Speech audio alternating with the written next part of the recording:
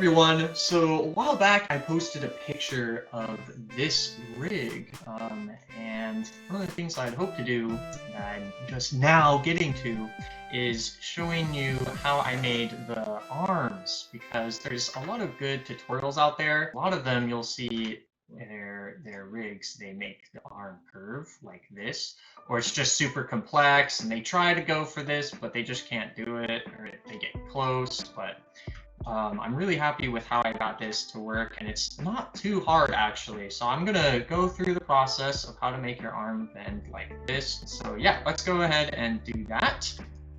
So here's a fresh scene. So I'm gonna delete everything but the cube, and then I'm just going to make this my body. So I just have it as a reference point.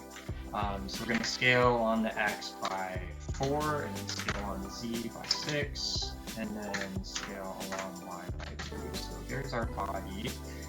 Let's go ahead and add a cube, and let's go ahead and put it here, and then we'll scale on the Z by 6 as well, scale on the Z by 2, and then scale on the Y by 2 as well. And then I'll move that down. I'm going to hold Control to have snapping enabled.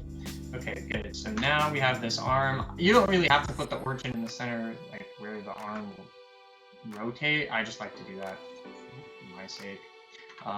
So let's go ahead and add the armature. We'll come back to the arm in a bit when we need to. We're not quite done editing it. So let's go ahead and make sure we can see our armature. Yeah, let's just grab these and move these up. Okay, the armature. So let's go ahead and go into edit mode, and we're gonna just kind of, make a simple body right now. I'm just gonna bring this out to that center point there that we had earlier. And then I'm still holding Control, as you can see, so it snaps to the grid. In fact, let me turn on X-ray so you can see that. And I'm gonna make sure that this is just 4 units long, so it comes down to the middle of the arm. And then I'm gonna extrude again, and then come down to where the center of the hand would be. You can add a tool bone, so this will be where, like, if you have a weapon like a sword or whatever, that's where that will go. And I'm gonna actually select that in Alt-P and disconnect the bone. So it's still the child, but it can be moved freely around if we want. We're not done yet. What we want to do with this bone is I want to make sure that I have that selected, and then I'm going to rotate it, but I need to make sure it rotates along the origin here. So we'll go ahead and click active elements, and now when we rotate, it'll rotate along the tail. So I'm gonna just rotate it until roughly comes out to the line here, the edge of the body. You can see that the rotation is like 30 degrees. So I'm just gonna type in 30 to make sure it's exact, because we are going to be doing some math later on, and we will need this rotation. So I'm just gonna leave it at 30 to make the math a little bit easy. Just go ahead and remember that. So that's there. I'm gonna extrude another bone, and this one I like to make a little big because it's gonna be my control. And then I'm gonna extrude one more, and that will be my pole target when we add inverse kinematics to this guy. So awesome. I'm just gonna go ahead and name these guys now. Waist, torso, shoulder, dot L, upper arm dot L, lower arm dot L, tool dot L. I'm gonna call this one hand IK dot L, and then this one I'm gonna call full target dot L. Okay, awesome. So now we're ready for some constraints. So I've been going a little fast just so far, just because this is initial setup. So now we're getting into some of the magic and the details of how this works. So we're going to go into pose mode, and with the lower arm bone selected, we're going to add some object constraints. Oh, actually, I'm sorry. So we'll go back into edit mode. There's one last thing we need to do. We need to Alt-P to clear this parent, and then we're going to Shift select our shoulder bone, and then Control-P to the shoulder, and then keep offset. So that will make sure our inverse kinematics works properly. Okay, good. Sorry about that. So, okay, back into pose mode with the lower arm bone selected. We're going to add our inverse kinematics. Target is obviously the armature, and the bone, the target will be our hand IK. And then the pull target will be that bone right, a little one that we made pull target. Okay, and then this gets me every time. Obviously gonna have to change the chain length to be 2 so that it starts here. Now, when we grab this, we can see that those 2 bones move as we expect. Now, it is rotated, so we're going to fix that right here by changing that to 90. We may have to change that to something else just to get it back to where we had it initially in edit mode. So that looks good. I'm gonna unclick stretch. This doesn't really make a difference, but I just want to make sure that the bones stay the exact length that they are and everything, and same with the mesh. Okay, awesome, awesome, very good. Let's go ahead and select this bone now. So we need to add some constraints to this to make it a little bit easier to work with. One of the things that happens right now, if I go to the side view and I grab this bone, you can see that we have what will be stretching on the mesh. We have these 2 bones stretch pointing exactly in line to this point where our bone starts here. And we don't want that because right now by default, by Alt-G, you can see the bone, the mesh is actually straight right now. This armature with this curve, with this angle that we added, the 30-degree angle, is the default. So where this arm is perfectly straight, these bones actually bend 30 degrees. So if they were to stretch completely out like this, the mesh would kind of bend backwards, which is unnatural. So we don't want that. So we can save that by adding a limit distance. And we're just going to go to Armature. And limit distance, we will use the upper arm. And we have the option to choose between the head and the tail. So we're looking for this dot right here. This is the head of the shoulder and the tail of the upper arm. By default, it selects the tail, this value of 0.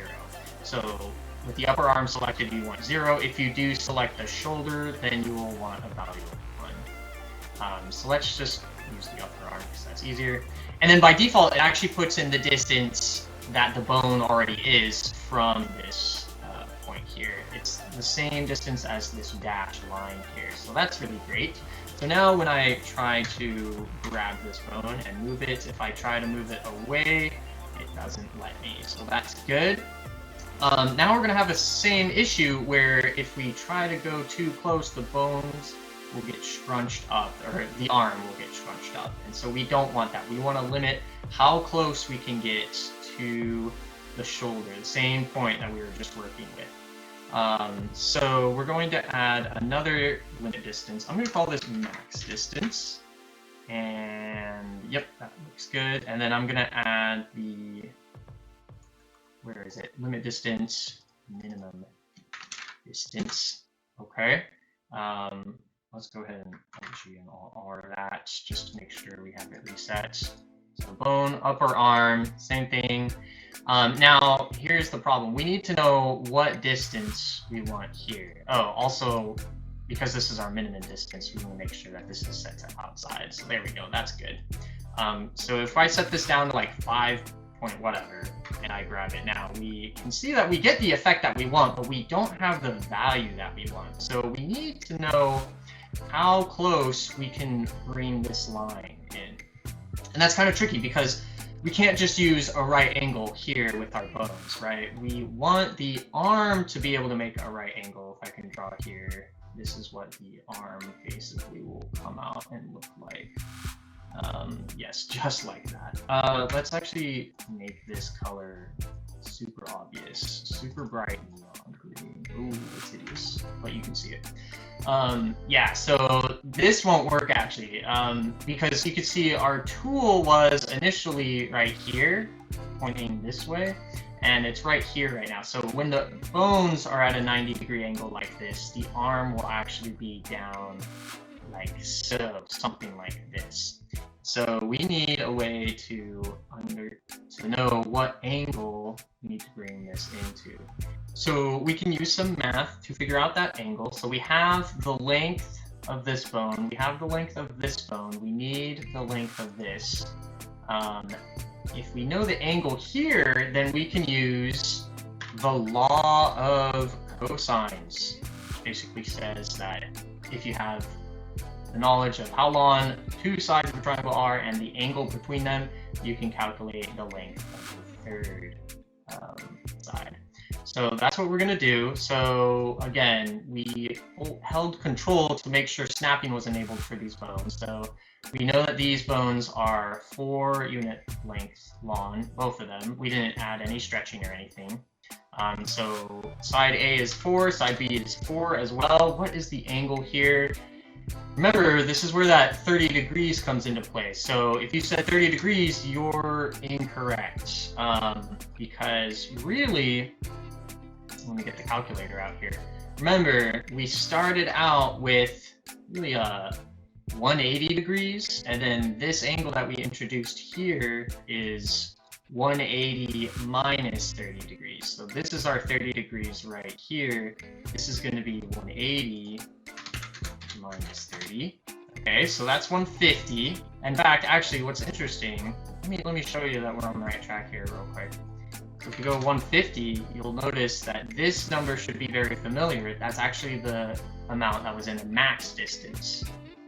So what is our minimum distance? Well, the arm bends a maximum of 90 degrees. So we do 150 minus 90, and that will give us 60. So that's what we're looking for. So 60 degrees, and that actually creates a perfect triangle. Put in here. Okay, awesome. So our minimum distance is set. So now when we have the arm bent at 90 degrees, we can see that our tool is facing perfectly up, and this is what the arm will look like.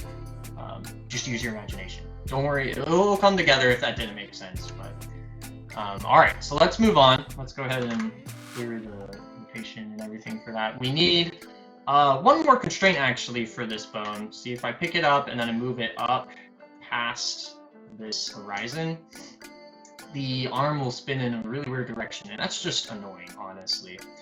So there is a way to fix that as well by adding one more constraint to the hand IK bone. So right over here, we're going to use a damped track constraint. So what that does, sorry for the contrast shift, this is very bright, isn't it? So according to the Blender manual, it basically is a look at constraint. So given some axis of the object, it will point that axis to another object. So it looks like it's pointing to the eyes of Suzanne, but it's pointing to the center right here.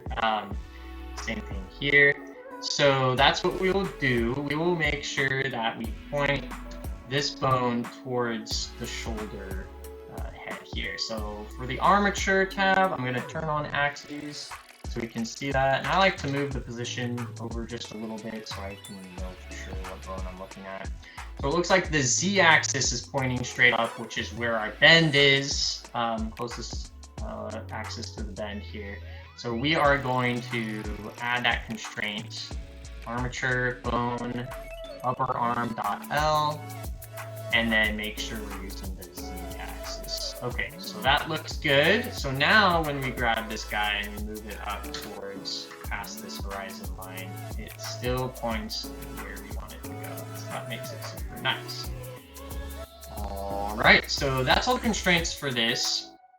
Now let's go back to the mesh here. So I'm gonna actually hide this torso while we work on this. And there's not much that we need to do here actually. So let's just get our loop cut tool. I'm going to just click once and then open this just to make sure we have 2 divisions, and then click on it again just to make sure we have one in the middle. And that's really all the mesh topology editing that we need to do. You can get a little fancy with how you create the mesh, and I'll go over some differences and details later on in the video. But really for now, that's all that you need right here. So we're going to tab out of edit mode real quick and add one shape key. So we need the basis, right? And then this shape key I'll call bend. Okay, let's go back into edit mode. So the 2 vertices in the front of the arm, in the center, I'm going to grab those along the z-axis, hold control, and just line them up with these two vertices. And then these two down here, I'm going to move them down, align these two bottom vertices. And so that will create our shape key. So if I tab out of edit mode and then go on to this way and show wireframe, so we can see that now. And if I scroll this value up, we can see it just kind of does this weird little kind of transition here.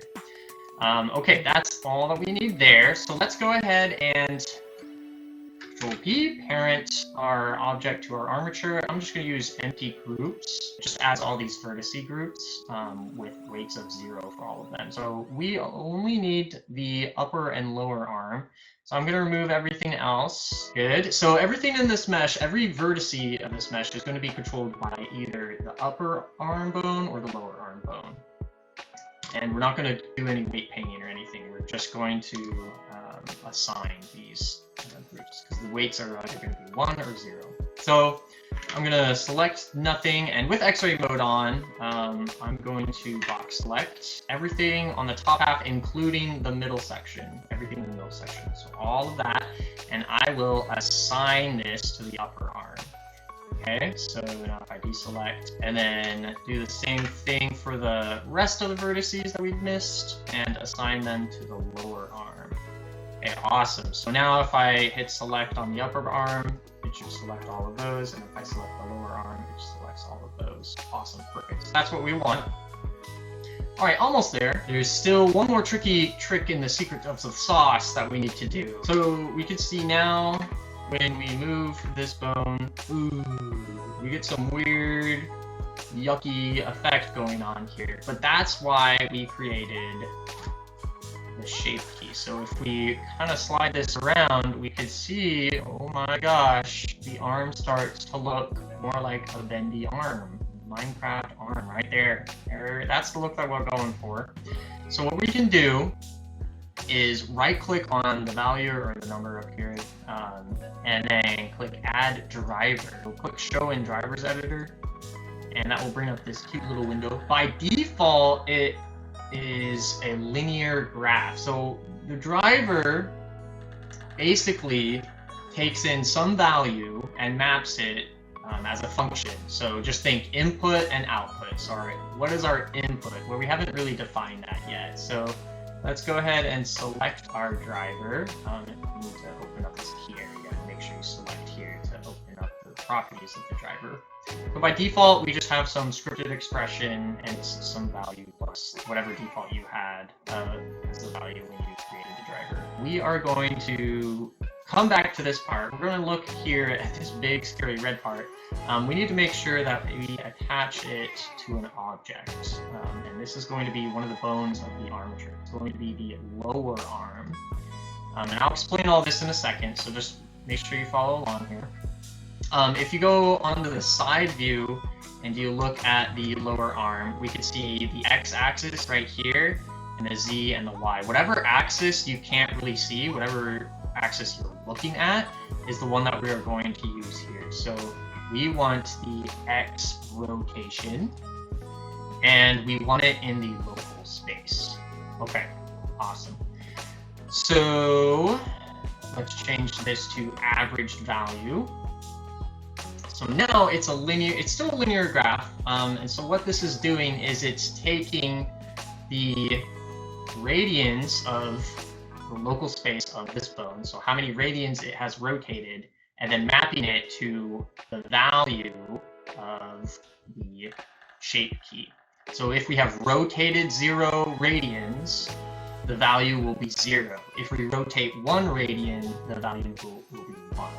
So now if I go into pose mode and I just grab this guy, we could see here at the default, let me Alt-G,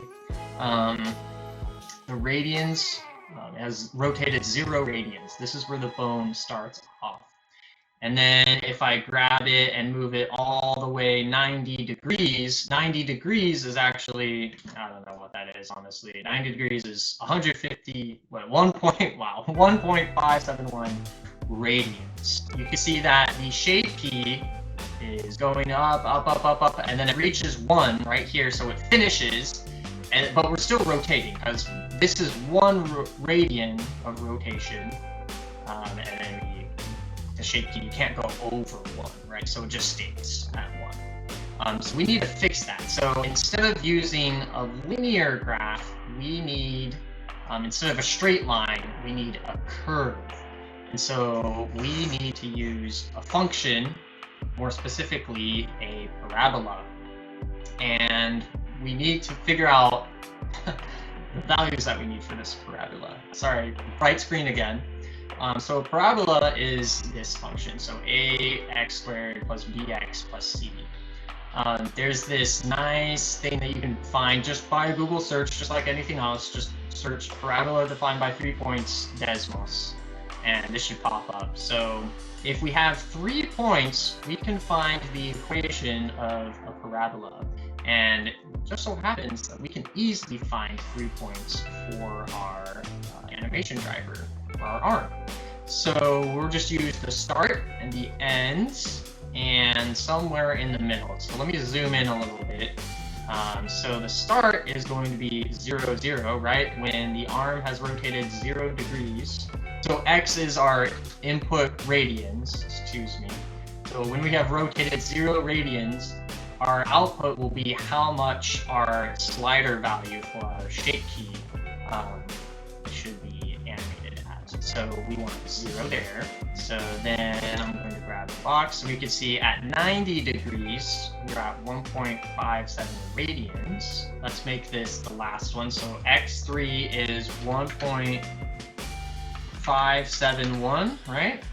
And then the output value is 1. Okay, good. So that's this point right here. So we still have this blue point to work with. Now, honestly, to find this blue point, I'd suggest just picking a value and looking at it. So let's go ahead and go into pose mode.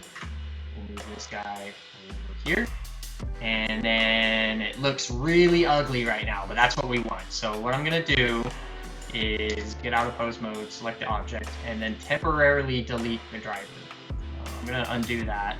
I just want to slide this manually until it looks like what we're looking for. So maybe like right here. Right? Okay, let me undo that. So let me take note of how many radians are right here. So at 1.123, that's a fun number. Radians, so that will be our x for our middle point. We want to be at a y value of 0.639. Okay, so let's plug that in. So x2 is 1.123, and the y2 value is 0.639. Is that what it was? I've already forgotten. Yeah, it is. Okay, so there you have it. There's our parabola. And so we now have the values of these constants A, B, and C. C was going to be 0 because we're passing through the origin at 0, 0. So it's really just A and B that we care about. So now back to Blender. This is the point where it all makes sense, where the magic happens. So hopefully it all comes together. I'm going to undo until I see this turn purple. That means our driver is back. So we have our driver. On the driver, with the key selected, I'm going to go to modifier, and then I'm going to go to generator. And we're going to use the first option, expanded polynomial. The order will be 2. So we can see here the coefficient, that's going to be our C, and then x to the power of 1, that's just x, so that's B, and then x squared is A. So let's go to Desmos and take a look at the values that we found. So I'm just going to copy this. So A, back to Blender, please. So A goes here. I'm going to paste that in. I'm just going to round it. That's fine. And then I'm going to copy B.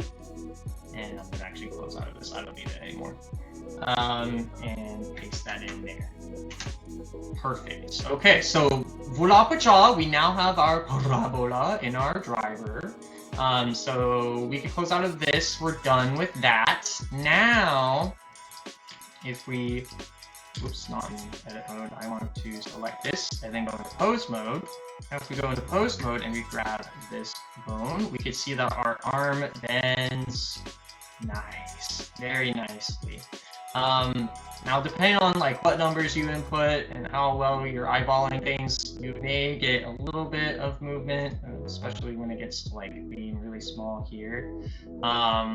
If you're okay with that, it's really not that noticeable. If you want some other numbers, I've done a couple of iterations of this, and I found that these values right here work pretty well. This is what I initially got. That's outlined here in purple. So you can see that it looks very different here in this graph, but it really doesn't make that big of a difference between like the values here. This one is this black line here now. So yeah, and again, these round, so just round these numbers. Just take the first 4 or whatever, put them in Blender, and you should be good to go. But yeah, that is it. So this removes a lot of like the mesh stretching and whatever that you see. There's a couple of different ways that you can make the mesh. So let me Alt-G this. So one of the things that you'll notice is I have these squares here, and that's actually past the 4 pixel limit here. So it kind of gets into the bend part of the arm. So the way I was able to preserve these pixels is if I go into object mode and then just highlight the wireframe for this object, you can see that actually there's a couple more vertices here. So back into pose mode, and then I alt grab this. You see there's just 4 more squares. So I just added some cuts and whatnot. So that fixes that there. And then for the legs, I did something a little different as well. If I tab into the legs, you can see that the original mesh actually has the 2 vertices that should be here and here, pulled down to start. And then in the shape key, you still have the same thing with this bend. If I delete this driver real quick, I could show you. Let's do this. Wireframe. Booyah. Pacha. All right, so you still see the same thing. There's the 2 front vertices here in the middle go down. That's because the leg bends to the back, right? Your knees. And then the 2 vertices in the back here creep on up, and that creates the same effect. If I grab it, there it is. I preserve the pixels up here. I just get some stretching on the leg here, so I've just wiped all the detail there, and some on the sides as well. And I think this looks pretty good. It's a nice crease edge for your legs and your arms on your little Minecraft character. All right, hopefully you found this interesting or informative. That's all I have for today. See you guys, take care, have a good one, bye!